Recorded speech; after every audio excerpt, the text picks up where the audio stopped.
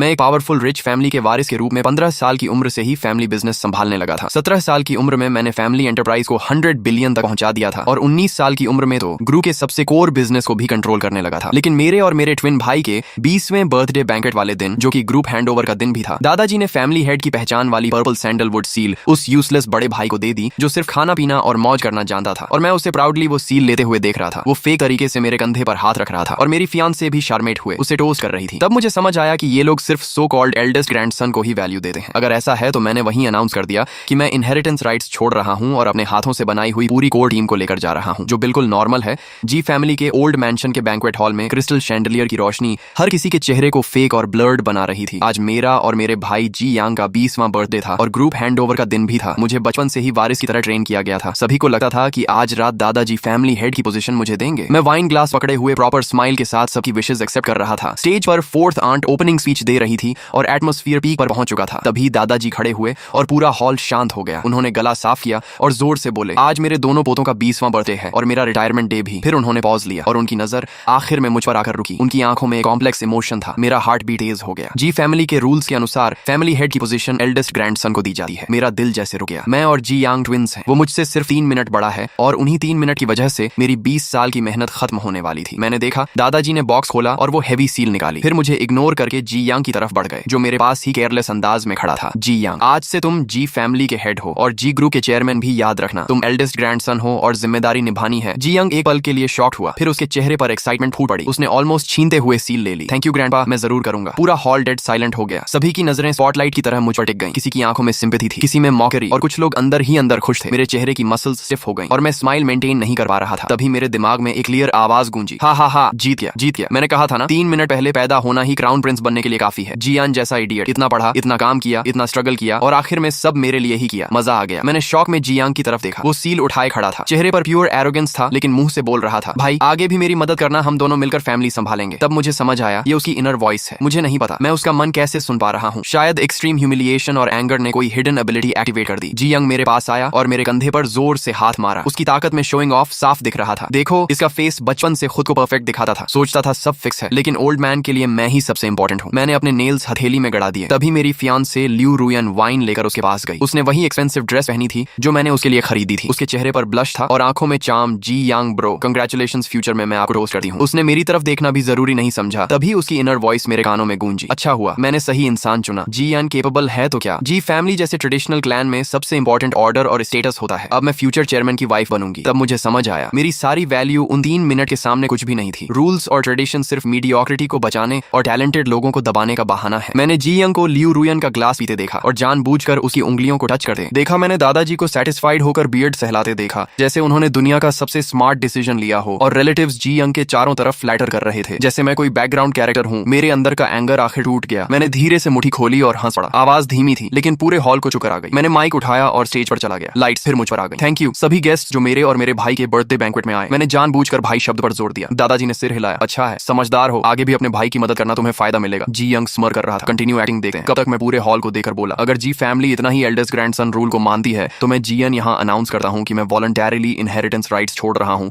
और जी ग्रुप से clean exit ले रहा हूँ। पूरा हॉल शॉक में जम गया। दादाजी गुस्से में खड़े हुए, तुम क्या कह रहे हो। लेकिन मैंने उन्हें इग्नोर किया और आगे बोला, लॉन्च प्रोजेक्ट जिसे मैंने पर्सनली बनाया और लीड किया, उसके सारे डेटा, क्लाइंट रिसोर्सेज और अगले 3 साल की प्लानिंग मेरी पर्सनल इंटेलेक्चुअल प्रॉपर्टी है, इसलिए पूरी कोर टीम मेरे साथ जाएगी। इतना कहकर मैंने माइक फेंका और बाहर निकल गया। जी यंग के पास से गुजरते हुए मैंने उसकी पैनिक वॉइस सुनी, क्या वो टीम लेकर जा रहा है। लॉन्च प्रोजेक्ट क्या है, ये तो कंपनी प्रोजेक्ट था नहीं। उसे जाने नहीं दे सका। वो मुझे रोकना चाहता था, लेकिन मैंने बस कोल्ड नजर से कहा, फैमिली हेड प्लीज बिहेव। मेरे पीछे हॉल के दूसरे कोने में मेरा असिस्टेंट लिंजो खड़ा हुआ। उसने कोट उठाया और काल्मली बोला, जी बॉस जा चुके हैं, हम यहाँ क्या कर रहे हैं, सामान पैक करो, कल नए ऑफिस में रिपोर्ट करना है। तभी 2 टेबल्स पर बैठे 20 से ज्यादा लोग तुरंत खड़े हो गए। ये टेक्निकल, मार्केटिंग और प्रोजेक्ट डिपार्टमेंट्स के सारे कोर मेंबर्स थे और बिना पीछे देखे मेरे पीछे चल दिए। पूरा हॉल फिर डेड साइलेंट हो गया। सिर्फ जी यांग के हाथ में सील और दादाजी का डार्क चेहरा बचा। मैं मेंशन से बाहर आया। ठंडी हवा ने अंदर की सफोकेटिंग परफ्यूम स्मेल हटा दी। लिंजो ने कोट पहनाया। जी बॉस कार रेडी है। मैं बैक सीट में बैठ गया। बाकी कोर मेंबर्स भी दूसरी कार्स में बैठ गए। किसी ने कुछ नहीं पूछा, क्योंकि ये लोग मैंने खुद रिक्रूट किए थे। हमने साथ में काउंटलेस स्लीपलेस नाइट्स बिताई थी और इम्पॉसिबल प्रोजेक्ट्स कंप्लीट किए थे। हमारा trust normal boss employee relation से कहीं ज्यादा था। कार रिच एरिया से बाहर निकल रही थी। मैं रियर व्यू मिरर में मैंशन को छोटा होते देख रहा था। तभी फोन वाइब्रेट हुआ। ग्रैंडपा का कॉल था। मैंने तुरंत कट करके ब्लॉक कर दिया। फिर जी यंग का कॉल आया। जी यन पागल हो गया है क्या, तुरंत वापस आ। जी फैमिली हेड अपनी लैंग्वेज संभालो, अब हम भाई नहीं सिर्फ बिजनेस राइवल्स हैं। राइवल्स तुम मेरे सामने क्या हो? जो कुछ भी पहनते हो और खर्च करते हो सब जी फैमिली का है। मैंने तुम्हारे सारे कार्ड्स बंद करवा दिए, अब अपनी टीम को कैसे खिलाओगे? थैंक्स रिमाइंडर, लेकिन मेरी ओन अर्निंग्स और इन्वेस्टमेंट्स मुझे नई शुरुआत के लिए काफी हैं। इतना कहकर मैंने कॉल काट दिया। जी यंग नहीं जानता था कि मैं 18 साल की उम्र से सीक्रेटली इन्वेस्टमेंट कर रहा था और मेरे पास ऑलरेडी स्ट्रॉन्ग स्टार्टअप फंड था। मैं कभी पूरी उम्मीद किसी और पर नहीं रखता था, चाहे वो फैमिली ही क्यों ना हो, और आज साबित हो गया मैं सही था। तभी ल्यू रुयान का भी कॉल आया। जी यान प्लीज इंपल्सिव मत बनो, ग्रैंडपा बूढ़े हैं, तुम वापस आकर अपोलोजाइज कर दो, अभी भी सब ठीक हो सकता है। मैंने कोल्ड आवाज में कहा। जब तुम जी यंग को टोस्ट कर रही थी तब तुम्हें ये सब याद नहीं आया होगा। वो एक पल के लिए चुप हो गई, फिर बोली, मैं एटमॉस्फेयर काल्म करने की कोशिश कर रही थी। तुम जानते हो मैं सिर्फ तुमसे प्यार करती हूँ। मैंने हंसते हुए कहा, अब तुम अपना प्यार नए फैमिली हेड को दे सकती हो, हमारे बीच सब खत्म हो चुका है। मैंने उसका नंबर भी ब्लैकलिस्ट कर दिया। दुनिया आखिर शांत हो गई। तभी लिंजो ने आगे से टैबलेट पकड़ाया। जी बॉस, ये हमारी टीम द्वारा ओवरनाइट तैयार किया गया लॉन्च प्रोजेक्ट का फ्यूचर प्लान और न्यू कंपनी रजिस्ट्रेशन प्रोसेस है, आप देख लीजिए। मैंने टैबलेट लिया, ऊपर लिखा था company name new star tech. मेरी ठंडी पड़ चुकी आंखों में फिर से एक स्पार्क लौट आया और मैंने धीरे से कहा, हाँ यही होगा हमारा नया बिगिनिंग। अगले ही दिन पूरा बिजनेस सर्कल हिल गया। जी फैमिली के जीनियस सेकंड ग्रैंडसन जीएन के ग्रुप छोड़ने की खबर वाइल्ड फायर की तरह फैल गई। काउंटलेस मीडिया कंपनीज और बिजनेस फोरम्स पर इसी की चर्चा होने लगी। कुछ लोग बोले मैं इंपल्सिव हूँ, कुछ ने कहा मैं एरोगेंट हूँ, लेकिन इंडस्ट्री के असली लोग जानते थे कि लॉन्च प्रोजेक्ट और कोर टीम का असली दिमाग कौन था। उसी दोपहर new star tech officially register हो गई और हमने एक छोटे लेकिन हाई टेक ऑफिस में काम शुरू कर दिया। दूसरी तरफ जी ग्रुप के अंदर केओस शुरू हो चुका था, क्योंकि जिन प्रोजेक्ट्स पर कंपनी की फ्यूचर ग्रोथ डिपेंड थी उनके सारे की सिस्टम्स और प्लानिंग मेरे कंट्रोल में थे। जी यंग पहली बार समझ रहा था कि फैमिली सील लेना और एम्पायर चलाना दोनों अलग चीजें हैं। हमने अपने कोर प्रोडक्ट यानी एक बिल्कुल नए स्मार्ट होम कंट्रोल सिस्टम को ऑप्टिमाइज और अपग्रेड करना शुरू किया और उसे मार्केट में जल्दी लॉन्च करने की तैयारी करने लगे। ये वही प्रोडक्ट था जो पहले जी ग्रुप का अगले हाफ ईयर का सबसे बड़ा प्रोजेक्ट था, लेकिन अब यही हमारी शिंची टेक का पहला बड़ा हथियार बनने वाला था। दूसरी तरफ जी ग्रुप पूरी तरह केओस में बदल चुका था। जी यांग ने हाई सैलरी देकर जिन सो कॉल्ड एक्सपर्ट्स को हायर किया था वो चीहांग प्रोजेक्ट के छोड़े हुए हाफ फिनिश कोड को देकर बिल्कुल हेल्पलेस हो गए। मीटिंग में वो जी यंग के सामने बड़ी बड़ी बातें करने लगे। मेरी राय में प्रीवियस टीम का कोड स्ट्रक्चर पूरा गार्बेज है, अनरियलिस्टिक है और इसमें कोई कमर्शियल वैल्यू नहीं है। हाँ, इसकी बॉटम लॉजिक में ही प्रॉब्लम है। हम रिकमेंड करते हैं कि इसे पूरी तरह फिर से बनाया जाए। मैं अंदर से मिली रिकॉर्डिंग सुनकर हंस पड़ा। उन्हें कोड समझ नहीं आया तो उसे गार्बेज बोल दिया और जी यांग जैसे फूल ने उनकी बात पर भरोसा भी कर लिया। उसकी इनर वॉइस गूंज रही थी तो एनिमी ने इतनी मेहनत करके बस ऐसा गार्बेज बनाया था और मैं उसे ट्रेजर समझ रहा था। ठीक है, सब तोड़कर फिर से शुरू करो, मैं उन्हें दिखाऊंगा असली जीनियस कौन है। फिर जी यंग ने तुरंत साइन करके नई टीम का प्रपोजल अप्रूव कर दिया और हमारे ऑलरेडी 90% कंप्लीट प्रोजेक्ट को छोड़कर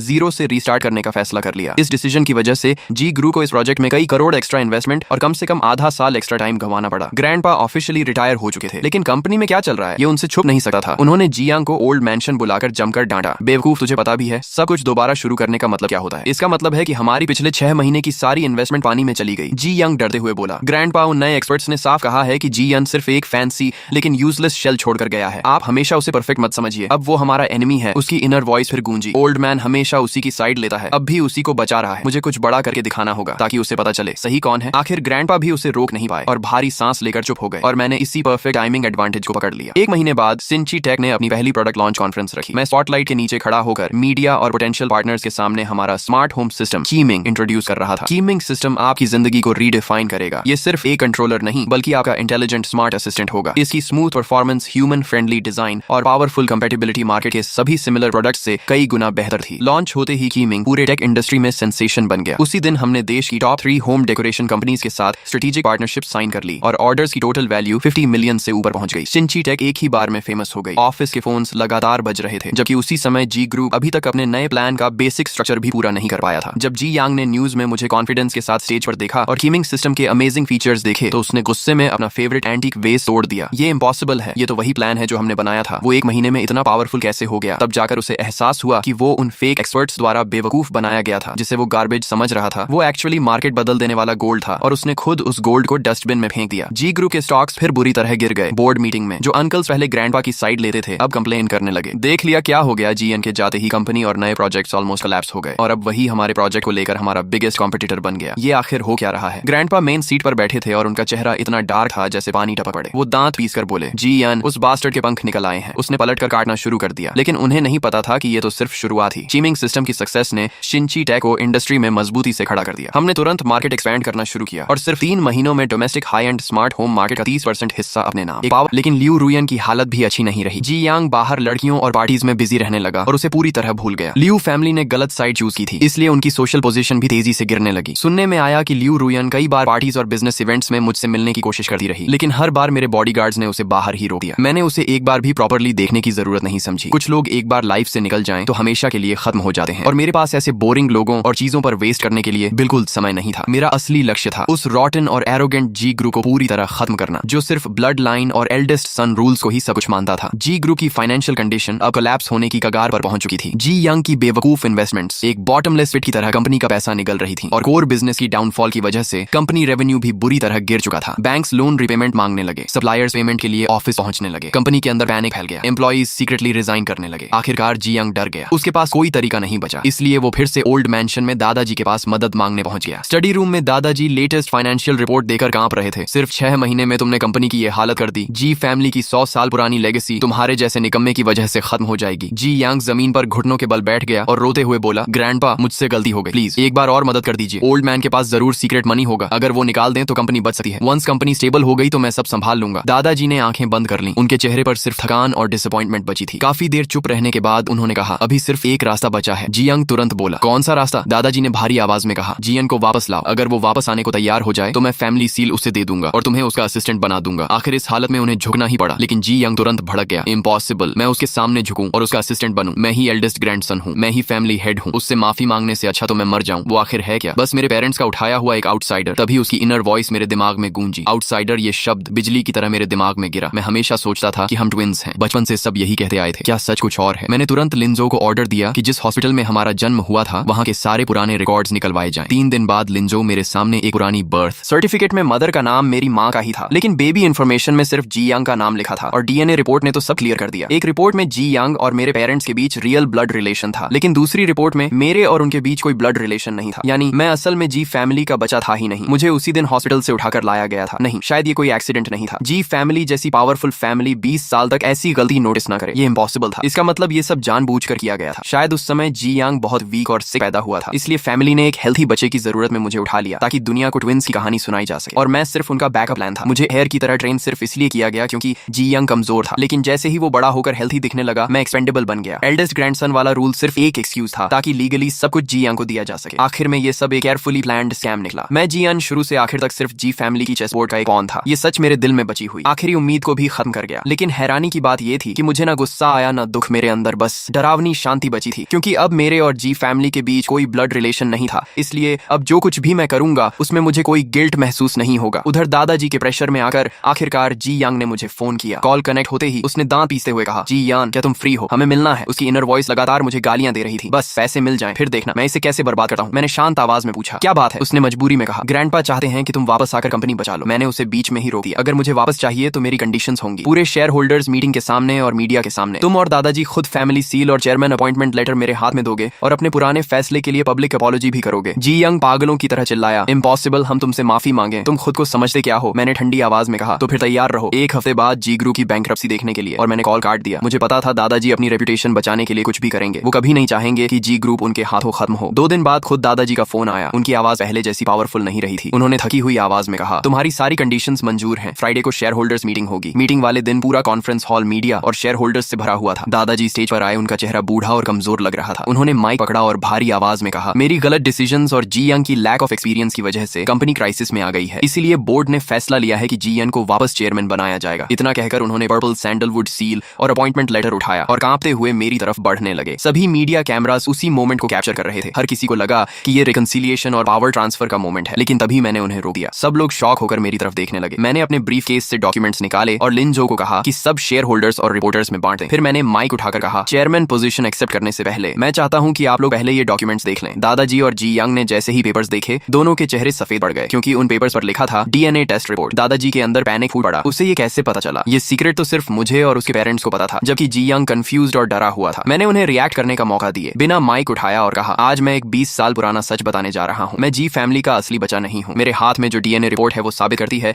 कि मेरा और उन लोगों का कोई ब्लड रिलेशन नहीं है, और दूसरी तरफ हॉस्पिटल रिकॉर्ड्स बताते हैं कि उस दिन जी फैमिली में सिर्फ एक ही बच्चा पैदा हुआ था। जी यंग पूरा हॉल शॉक में डूब गया। शेयर होल्डर्स और रिपोर्टर्स सब स्टन्ड रह गए। दादाजी कांपते हुए बोले, झूठ, ये सब झूठ है। मैंने उनकी तरफ देखकर कहा, क्या सच में झूठ है? 20 साल पहले जी यंग कमजोर पैदा हुआ था और आपको डर था कि अगर वो मर गया तो जी फैमिली खत्म हो जाएगी, इसलिए आपने हॉस्पिटल से एक हेल्थी बच्चा उठाकर ट्विंस की फेक कहानी बना दी, और वो बच्चा मैं था। मुझे एयर की तरह सिर्फ इसलिए ट्रेन किया गया ताकि जरूरत पड़ने पर मैं जी यंग का रिप्लेसमेंट बन सकूं। मैंने दिन रात मेहनत की कंपनी को टॉप पर पहुंचाया, सिर्फ इसलिए ताकि आपको लगे कि आपका बॉन अभी यूजफुल है। लेकिन जैसे ही जी यंग हेल्थी हुआ, आपने मुझे एक बेकार चीज की तरह फेंक दिया। क्या आपको लगा मैं फिर भी एक लॉयल डॉग की तरह वापस आकर आपकी कंपनी बचाऊंगा। मेरी हर बात दादाजी के दिल पर चाकू की तरह लग रही थी। उनका चेहरा लाल से बैंगनी पड़ गया और अचानक उन्होंने अपना सीना पकड़ा और पीछे गिर पड़े। जी यांग चीखते हुए उनकी तरफ भागा। पूरा कॉन्फ्रेंस हॉल कियास में बदल गया। रिपोर्टर्स लाइव कवरेज करने लगे। शेयर होल्डर्स पैनिक में एक दूसरे से बात करने लगे, लेकिन मैं बस कोल्ड एक्सप्रेशन के साथ ये सब देखा रहा। फिर मैं धीरे से खड़ा हुआ, अपना सूट ठीक किया और बाकी शॉक शेयर होल्डर्स की तरफ देकर बोला, डरने की जरूरत नहीं है, ये सिर्फ एक फैमिली स्कैम था। मैं यहाँ इस रॉटन कंपनी को संभालने नहीं आया था, बल्कि इसे खत्म होते देखने आया था, क्योंकि आज के बाद जी ग्रुप का नाम सिर्फ हिस्ट्री बुक्स में बचेगा। 0.1% के ओरिजिनल शेयर्स। ये शर्त सामने आते ही पूरा हॉल हिल गया। एक ऐसी कंपनी के शेयर्स जिन पर करोड़ों का कर्ज था और जो लगभग खत्म होने की कगार पर थी, उन्हें एक्सचेंज किया जा रहा था एक ऐसी नई टेक कंपनी के ओरिजिनल शेयर्स से, जिसकी वैल्यूएशन ऑलरेडी 30 बिलियन से ऊपर पहुंच चुकी थी और जो अभी भी रॉकेट की तरह ग्रो कर रही थी। ये कोई नॉर्मल एक्विजिशन नहीं था, ये तो खुली हुई दौलत बांटना था। अभी कुछ देर पहले तक गुस्से में भड़क रहे शेयर होल्डर वांग भी वहीं जम गए। टेक ओवर एग्रीमेंट पकड़े हुए उनके हाथ हल्के हल्के कांपने लगे। आखिर वो सब बिजनेसमैन थे और इस दुनिया में कोई भी पैसे के खिलाफ नहीं जाता। जी ग्रुप की हालत क्या थी, ये उनसे बेहतर कोई नहीं जानता था। कंपनी का बैंकरप्ट होना अब बस वक्त की बात थी और मेरा सामने आना ऐसा था जैसे किसी गहरी खाई के किनारे खड़े लोगों को अचानक नोआज आर्क पर चढ़ने का आखिरी मौका मिल गया हो।